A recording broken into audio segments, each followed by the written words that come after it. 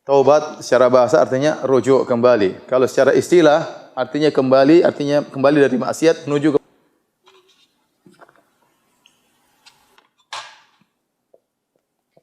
Terlalu banyak dalil Allah menyuruh kita untuk bertobat. Tadi telah kita sebutkan. Wa tubu ilallahi jami'an, bertobatlah kepada Allah Subhanahu wa taala. Taubat adalah ibadah dan keutamaannya banyak.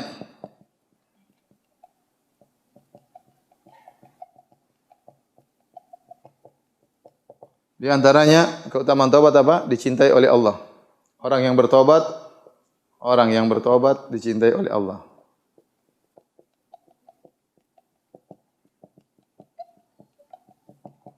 Allah berfirman ya dalam Al-Qur'an, "Innallaha yuhibbu at-tawwabin." Sungguhnya Allah mencintai orang-orang yang bertobat.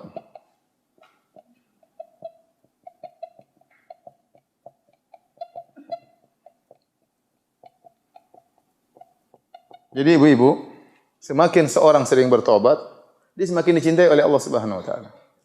Makanya orang yang paling beruntung di antaranya adalah yang paling banyak istighfar. Kata Nabi sallallahu alaihi wasallam, "Tuba liman wajada fi sahifati istighfaran katsiran." Sungguh beruntung orang nanti di hari akhirat, dia buka catatan amalnya, dia dapati banyak istighfarnya. Jadi kalau seorang sering bertobat, astagfirullah wa atubu ilaih, astagfirullah wa atubu ilaih. Setiap dia bersalah, dia segera bertobat. Setiap dia bersalah, dia mengatakan astagfirullah. Maka ini orang dicintai oleh Allah Subhanahu wa taala. Dicintai oleh Allah Subhanahu wa taala. Kita tidak usah jauh-jauh. Kita punya pegawai, kalau setiap dia salah, dia datang sama kita, "Bos, saya salah kemarin." Kita senang atau tidak?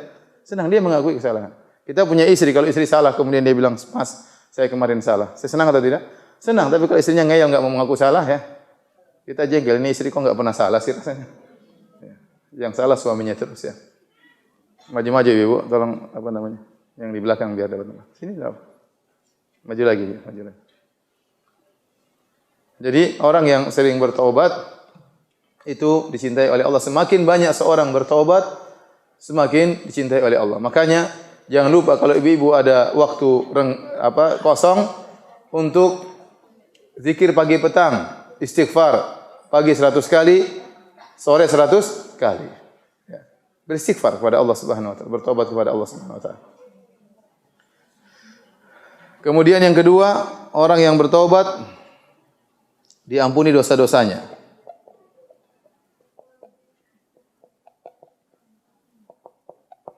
Yang ketiga, orang yang bertobat dimasukkan surga.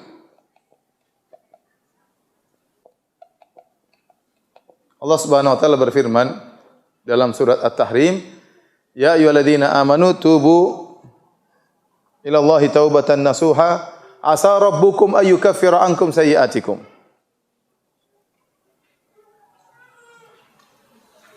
Kata Allah Subhanahu wa taala, wahai orang-orang yang beriman, bertobatlah kepada Allah Subhanahu wa taala. Asa rabbukum ayyukaffira ankum sayyi'atikum. Kalau kalian bertobat, Allah akan ampuni dosa-dosa kalian. Apakah cuma sampai di situ titik? Jawabannya tidak, masih ada lanjutannya. Bukan cuma diampuni dosa-dosa. Kata Allah, "Wa yudkhilakum jannatin tajri min tahtihal anhar." Allah masukkan kalian dalam surga yang mengalir di bawahnya sungai-sungai. Ternyata kalau orang bertobat bukan cuma diampuni dosa-dosanya, bahkan dikasih bonus oleh Allah. Bonus apa? Surga. Dan ini di antara karamnya Allah, di antara begitu maha baiknya Allah Subhanahu wa taala. Karena kalau kita bicara tentang manusia, tidak ada ya, atau hampir tidak ada orang seperti ini. Kalau ada orang berbuat salah sama kita, kemudian datang dia minta maaf sama kita, kita bilang ya sudah, saya maafkan. Mulai dari nol ya.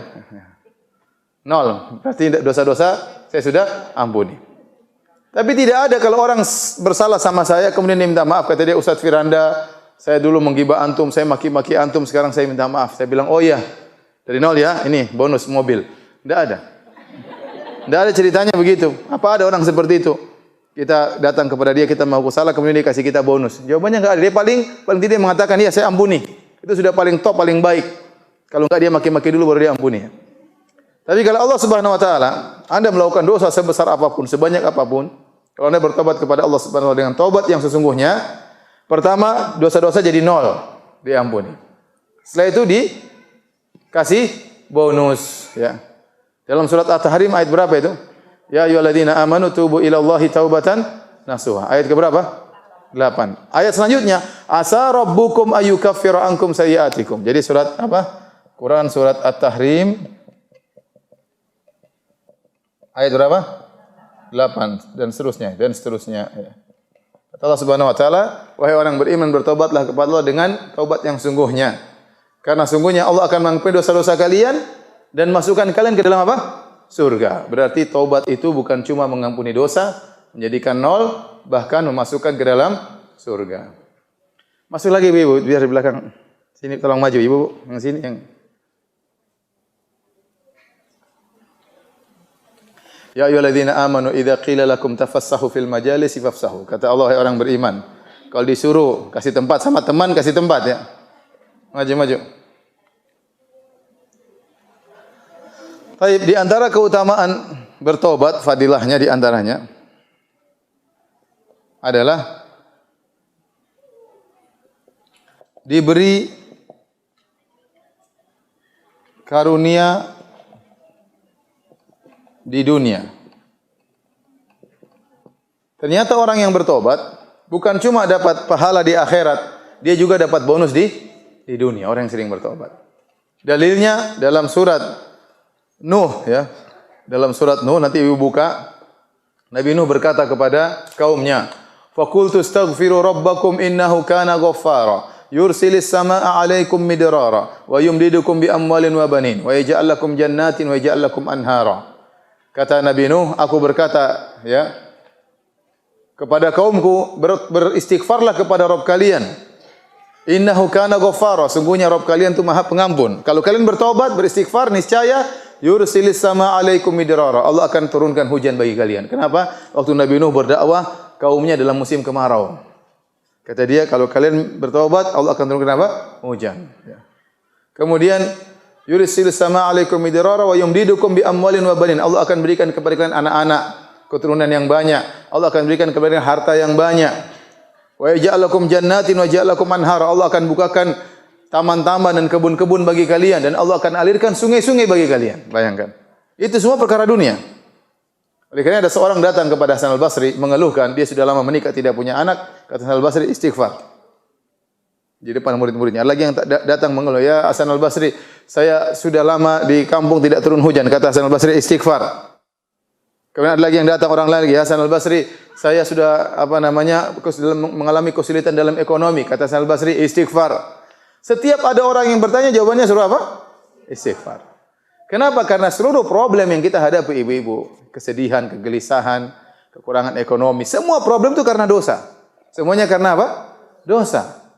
Tidak ada suatu musibah yang menimpa kita, kata Allah, ma asabakum min musibatin fa bima kasabat aydikum wa ya'fu an katsir. Tidak ada musibah yang menimpa kalian kecuali karena ulah perbuatan kalian dan Allah mengampuni banyak dosa-dosa kalian. Oleh karena tidaklah suatu masalah, problem bisa hilang dari kita kecuali kalau kita beristighfar kepada Allah, bertobat kepada Allah Subhanahu wa taala. Jadi ibu-ibu, perbanyak istighfar karena ternyata keutamaan istighfar dan bertobat ini bukan cuma berkaitan dengan akhirat. Dicintai oleh Allah, diampuni dosa-dosa, masuk surga, ternyata juga dapat bonus dunia. Bonus dunia itu dikasih kemudahan dalam urusan dunianya.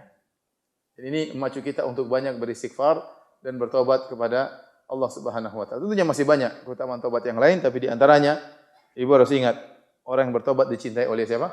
Allah Subhanahu wa taala. Kalau ibu-ibu ingin dicintai oleh Allah, perbanyak untuk bertobat dan beristighfar kepada Allah Subhanahu wa taala.